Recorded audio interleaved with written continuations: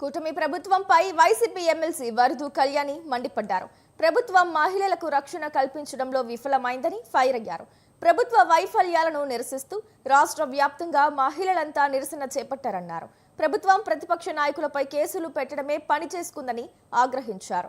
పోలీసుల నిర్లక్ష్యం వల్ల అనంతపురం జిల్లాలో ఇంటర్ విద్యార్థిని చనిపోయిందన్నారు. బాలిక మృతిపై హోంమంత్రి అనిత బాధ్యత తీసుకుని రాజీనామా చేయాలని కళ్యాణి డిమాండ్ చేశారు.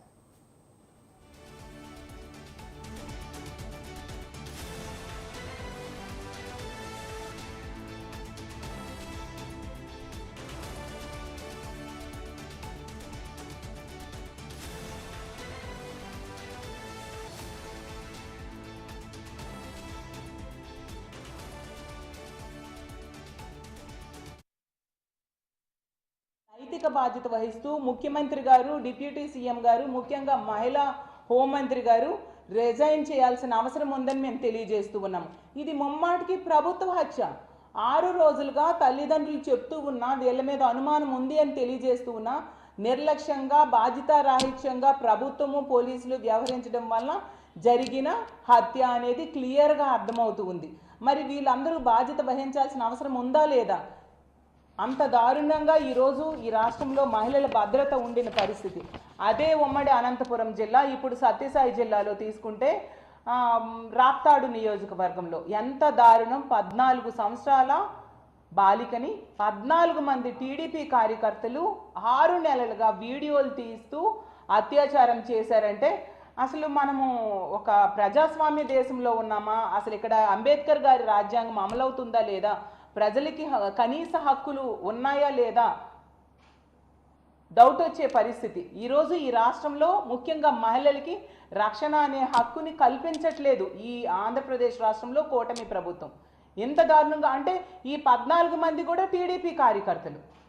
ఆ టీడీపీ కార్యకర్తల్ని నిన్నటి వరకు కూడా కనీసం అరెస్ట్ చేయలేదు. నిన్న మా పార్టీ నాయకులు వచ్చి అక్కడ ఆందోళన చేస్తే అప్పుడు కొద్ది మందిని అరెస్ట్ చేయడం జరిగింది. ఏంటిది? ఎంత దారుణమైన పరిస్థితుల!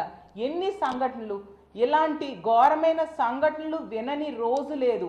ఎంత దారుణంగా మహిళల రక్షణ వీళ్ళు గాలికి వదిలేయడం ఎంతవరకు సమంజసం? దాంతో మహిళల్లో తీవ్రమైన వ్యతిరేకత ఈ ప్రభుత్వం మీద వచ్చింది. కాబట్టి మేము చేసిన ఈ రోజు కార్యక్రమానికి విపరీతమైన స్పందన ప్రభుత్వం నుంచి రావడం, ప్రజల నుంచి ముఖ్యంగా మహిళల నుంచి వచ్చి అది ఎంతగానో విజయవంతమైన విషయం మన అందరము చూసాము. అలాగే తీసుకుంటే ఎంతసేపు కూడా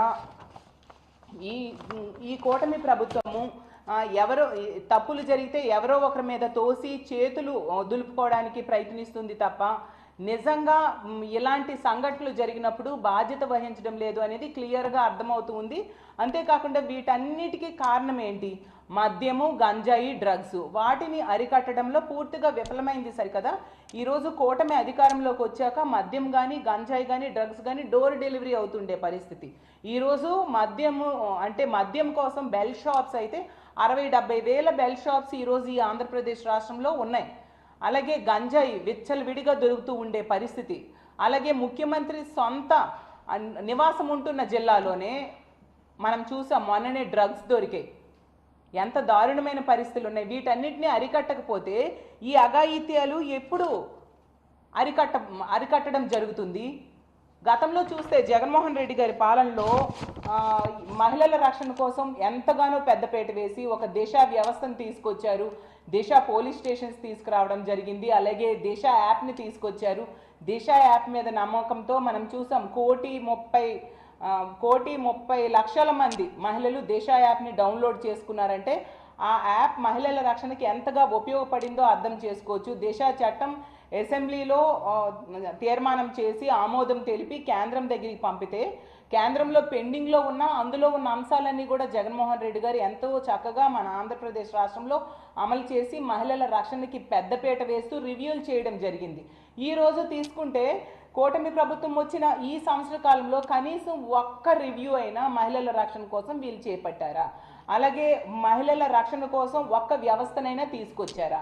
ఉన్న దేశ వ్యవస్థని ఈరోజు నిర్వీర్యం చేయడమే కాకుండా ఎంతసేపు హోమ్ మినిస్టర్ గారు ఒక మహిళా హోమ్ మినిస్టర్ అయ్యుండి కూడా ఆడపిల్లల మాన ప్రాణాల రక్షణ గాలి కొదిలేసి ఎంతసేపు కూడా ప్రతిపక్ష పార్టీని జగన్మోహన్ రెడ్డి గారిని దుమ్మెత్తిపోయడం మీదే దృష్టి పెడుతూ ఉండే పరిస్థితి. అంటే ఈ ఆంధ్ర